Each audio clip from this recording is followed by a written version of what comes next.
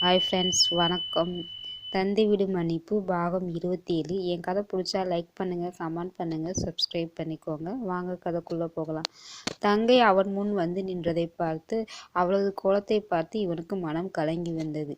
அழுது அழுது சிவந்திருந்த விழிகளும் வீங்கிய புருவத்தை பார்த்து என்னத்தா அழுதையா என்று கேட்க, அவன் தங்கச்சி பிடிவாதத்துக்கு அழுதா நான் என்ன பண்ண முடியும் என்று வரதன் எங்கே அவனை அடித்து விடுவானோ என்று முன்கூட்டியே அட்டனிசையும் போட்டு விட்டான். எதுக்கு அழுதா? ஏன் எதுக்கு அழுவா? எல்லாம் எப்பவும் போலதான், குழந்தை இல்லைன்னு நினச்சிட்டு டெய்லி அழுகுறான். நானும் கேட்டேன், இப்படியே அழுதா குழந்தை வருமான்னு. அப்படியா வரும்னு சொன்னால் சொல்லு, நானும் நீ சேர்ந்து அழுவலாம். இன்னைக்கு அழுவலாம், நாளைக்கு அழுவலாம், நாளானைக்கு கூட அழுகலான்னு சொல்லி பார்த்துட்டேன். உன் தங்கச்சி தான் கேட்குற மாதிரி இல்லை. இப்போ என்ன எங்கள் 2 பேத்துக்கு வயசாக ஓடி போயிருச்சு. இந்த வருஷம் இல்லைன்னா அடுத்த வருஷம், அடுத்த வருஷம் இல்லைன்னா அடுத்த வருஷம் அப்படின்னு யோசிக்கணும். உன் தங்கச்சிக்கு பரந்த மனசு இல்லை மாப்பிள்ள. என்ன மாதிரி நாளும் தெரிஞ்சு நடந்துக்க சொல்லி உன் தங்கச்சிக்கு அறிவுரை சொல்லு என்று வரதன் சொல்லிவிட்டு மனைவியின் கலங்கிய முகத்தை பார்க்க முடியாமல் வெளியே சென்று விட்டார். என்னத்தா, அவன் தான் நல்லா உன்னை பார்த்துக்கிறான்ல, அப்புறம் என்ன என்று சொல்ல, இல்லைண்ணே அத்தனே சுருக்கு சுருக்குன்னு ஒரு வார்த்தை பேசும்போது மனசு கஷ்டமாக இருக்குது. கல்யாணம் ஆகி ஒன்றும் இல்லைன்னு ஊருக்குள்ளே கேட்குறாங்களாம், அவங்க அம்மா வீட்டு வழியை கேட்குறாங்களாம். அதனால என்கிட்ட போகும்போது வரும்போது சாட மாடையாக பேசுது, மனசு தாங்க மாட்டேனுது. அதே இங்கே கொஞ்ச நாள் இருந்துட்டு போகலான்னு வந்தேன் என்று சொல்ல, சரித்தா, இங்கே உனக்கு எப்போ போகணும்னு தோணுதோ அது வரைக்கும் எங்கனையே இரு, உன்னை யாரும் எதுவும் சொல்லாமல் நான் பார்த்துக்கிறேன் என்று தங்கையின் தலையை தட்ட, சரி பாஞ்சாலி எதுக்கு கூப்பிட்டு வந்த? நான் இங்கே நான் கிளம்பி வாரேன்னு சொன்னோன்னே அதுவும் கிளம்பிருச்சு. வாரேன்னு சொல்கிற பிள்ளைய வர வேணா நான் சொல்ல முடியும் என்று சகுந்தலா இழுத்து கொண்டிருக்கும் பொழுது, என்ன மச்சான், நான் வந்தது உங்களுக்கு பிடிக்கலையா? 1000 பேர் இருந்தாலும் என் மச்சானை நான் கவனிக்கிற மாதிரி இருக்குமா என்று பாஞ்சாலி அவர்கள் முன் வந்து நிற்க கண்ணை துடைத்து கொண்டாள் சகுந்தலா. சரி சரி, எப்படியோ என் தங்கச்சியை அங்கேருந்து இங்கே தூக்கிட்டு வந்துட்டேன், அது வரைக்கும் சந்தோஷம். இல்லைன்னா உங்கள் வீட்டுக்கு வந்து என் தங்கச்சியை பார்க்கக்குள்ளேயும் உங்கள் அம்மா எனக்கு மாப்பிள்ளை உபதேசம் பண்ணுறேன்னு சொல்லிட்டு 1008 அறிவுரை என்னாலெல்லாம் கேட்க முடியாது. வந்ததா வந்தது, என் தங்கச்சி ஒரு 6 மாதத்துக்கு இங்கே இருக்கட்டும், 6 மாதத்துக்கு அவ இருக்கும்போது நானும் இங்கனே இருப்பேன் என்றாள் பாஞ்சாலி. சரி என்பது போல் தலையாட்டி விட்டு, சாப்பிட்டுட்டு நான் கம்பெனிக்கு போகிறேத்தா, அண்ணே உனக்கு வரும்போது என்ன வாங்கிட்டு வரட்டும் என்று சொல்லி கேட்க, ஒன்றும் வேணாம் அண்ணே, நாளைக்கு மதுரையில் ஒரு பெரிய ஆஸ்பத்திரி இருக்கு, அந்த ஆஸ்பத்திரிக்கு என்னை கூட்டு போறியா என்று கேட்க, தங்கையின் மனநிலை அவனுக்கு புரிந்தது. குழந்தைக்காக எவ்வளவு ஏங்குகிறாள் என்று. கண்டிப்பாக கூட்டு போகிறேன் என்று அவள் தடையை தடவி விட்டு மதிய உணவை அருந்திவிட்டு கம்பெனிக்கு சென்றவன் அங்கே கண்ட காட்சியில் கோபம் உச்சத்திற்கு ஏறியது. காலையில் யாரை திட்டினானோ அவனுடனே நின்று பேசி கொண்டிருப்பதை பார்த்து அவனுக்கு கோபம் ஏகத்துக்கும் எகிரியது. மற்றவர்கள் யார் பேசினாலும் அவனுக்கு வராத கோபம். கொடிமலர் மட்டும் யாரோ ஒரு ஆணுடன் பேசி சிரித்தாலோ யாரோ ஒரு ஆணை பார்த்தாலோ அவனுக்கு கோபமாக வந்தது. ஏன் வருகிறது என்று அவனுக்கே தெரியவில்லை. இவர்கள் பேசி சிரித்து கொண்டிருந்தாலும் வேலை நடந்து கொண்டுதான் இருந்தது. பத்தாதற்கு பாட்டு சத்தம் வேறு காதை பிளந்தது. அந்த பாட்டிற்கு ஏற்றவாறு பாடுவதும் பின்பு சிரிப்பதும் என்று அனைவரும் அவரவர் வேலையில் மூழ்கி அந்த பாட்டுடன் ஒன்று வேலை பார்த்து கொண்டிருந்தார். பாட்டு போடுவதற்கு அனுமதி வழங்கியது என்னவோ இவன்தான். ஆனால் கோபம் என்ன செய்வது என்று தெரியாமல் வேகமாக அவர்களிடம் சென்று, இதென்ன கம்பெனியா இல்லை சினிமா கோட்டையா? பாட்டு ரொம்ப வேகமாக இருக்குது, இங்கே வேலை நடக்கிற மாதிரி இல்லையே, ஆட்டம் பாட்டம் பாட்டாதான் இருக்குது, இதுக்கு தான் நான் சம்பளம் கொடுக்குறேன்னா வர்றப்போ ஒன்றுமே தெரியாத மாதிரி மூஞ்சியை வச்சுட்டு வேலை எப்போ கொடுப்பீங்கன்னு கேட்டு வருது. வேலைக்கு வந்தோடனே எவன்டா கிடப்பான் அப்படின்னு சொல்லிட்டு அவன் கூட உட்காந்து பேசி சிரிக்கிறது என்று கொடிமலரை பார்த்து முறைத்துவிட்டே அவன் கத்த, கொடிமலருக்கு தன்னை தான் சொல்கிறார் என்பது தெரிந்து கண் கலங்கி கொண்டே இருந்தது. தலையை கவிழ்ந்தவள் நிமிரவே இல்லை. எல்லாத்தையும் கத்திவிட்டு அவன் அறைக்கு சென்று அமர்ந்து விட்டான். ஏன் கத்தினோம், எதற்கு கத்தினோம் என்று தெரியவில்லை. அவன் பார்வை முழுவதும் அறையில் இருந்தவரை கொடிமலரை பார்த்து கொண்டிருந்தான். கொடிமலர் அப்பொழுதும் அவனிடம் ஏதோ சொல்ல, அவனோ அவருக்கு என்ன கோவமோ நம்ம கிட்ட கத்திட்டு போறார், சரி நீ வேலையை அப்புறம் கொஞ்ச நேரத்துல சமாதானம் ஆயிடுவார் என்று அந்த லோன்மேன் பையனும் சொல்லிவிட்டு அவன் வேலையை சென்று பார்க்க சென்று விட்டான். அவள் கையில் இருந்த வேலைகளை பார்த்து கொண்டிருக்கும் பொழுதே அவள் வேலை நேரம் முடிந்தது. வேலை நேரம் முடியும் பொழுது முதலாளியிடம் சென்று சொல்லிவிட்டு தான் வீட்டுக்கு செல்ல வேண்டும்.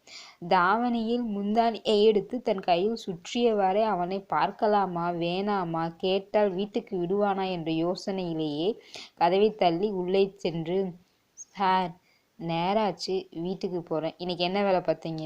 நானா சார் என்று அவள் அன்று பார்த்த வேலைகளை பட்டியலிட, வேலைக்கு சேர்ந்து எத்தனை நாள் ஆச்சு என்று சொல்லி கேட்க, சார் இப்போதான் 1 வாரம் ஆச்சு. எல்லா வேலையும் பார்க்க தெரியுமா, மிஷின் ஓட்ட தெரியுமா என்று கேட்க, என்ன மிஷின் ஓட்டணும் சார்? 1 வாரம் ஆச்சு, இன்னும் ஒரு வேலையும் கற்றுக்கல என்று அவன் மேலும் கத்த, சார் நான் சொல்லி கொடுத்தா கற்றுக்கிறேன், ஆனால் எந்த மிஷின் ஓட்டுறது என்று அவள் திரும்ப கேட்க, அவன் திரும்பி அவளை முறைக்க, அந்த முறைப்பில் பயந்தவள் சட்டென தலையை கவிழ்ந்து கொண்டாள். மெல்ல மெல்ல கற்றுக்கிறேன் சார் எல்லா வேலையும் என்று தலை கவிழ்ந்தவரை சொல்ல, அவனுக்கு எந்த மிஷினை ஓட்டச் சொல்வது என்றே தெரியாமல் தான் குத்துமதிப்பாக அவளிடம் கோவப்பட்டு கொண்டிருந்தான். முறைத்தவரை இனிமேல் நீ எந்த ஆம்பளை பசங்கிட்டையும் பேசக்கூடாது என்று சொல்ல, அவளும் என்ன எழுது என்று கேட்காமலே வேக வேகமாக தலையை ஆட்டிவிட்டு, சார் நான் வீட்டுக்கு கிளம்பட்டுமா, நேரம் ஆயிடுச்சு, எங்கள் அம்மா வீட்டுக்கு வந்திருப்பாங்க, என்னை தேடுவாங்க சார் என்று சிறுபிள்ளை போல் தலையை கவிழ்ந்து கொண்டே சொல்ல, அவன் கோபம் இருந்த இடம் தெரியாமல் போய்விட்டது. கொஞ்சம் சிரிப்பாகவும் வந்தது. ஸ்கூல் வாத்தியாரிடம் மாணவி போகட்டுமா என்று கேட்கும் தோரணையில் அவள் நின்றிருப்பதை பார்த்து, என்ன அவசரம், இன்னும் 1 மணி நேரம் வேலை பார்த்துட்டே போகலாமே என்று சொல்ல, அவளோ விடுக்கென்று நிமிர்ந்து, அம்மா தேடுவாங்க சார் என்று சொல்ல, சரி நாளையிலேருந்து சொல்லிட்டு வந்துடணும், இனிமே வரதுக்கு கொஞ்சம் முன்ன பின்ன ஆகும்னு சொல்லிட்டு 1 மணி நேரத்துக்கு மேலே வேலை பார்த்தா ஊட்டி காசு தரேன் என்று சொல்ல, அவளும் சரி என்பது போல் தலையாட்டி விட்டு கிளம்பும் முன், ஏய் நீ படிக்கணும்னு சொன்னையே, அப்ளிகேஷன் போட்டையா என்று கேட்க, இல்லை சார் அடுத்த வருஷத்துலேருந்து போட்டுக்கிறேன், அம்மா அடுத்த வருஷத்துலேருந்து படிக்க சொல்லியிருக்காங்க என்று சொல்ல, சரி கிளம்பு என்று சொல்லி கொண்டிருக்கும் பொழுதே அவளுக்காக வெளியே அந்த லோட்மேன் பையன் காத்திருப்பதை பார்த்து இவனுக்கு பல்லை கடித்து கொண்டு வந்தது.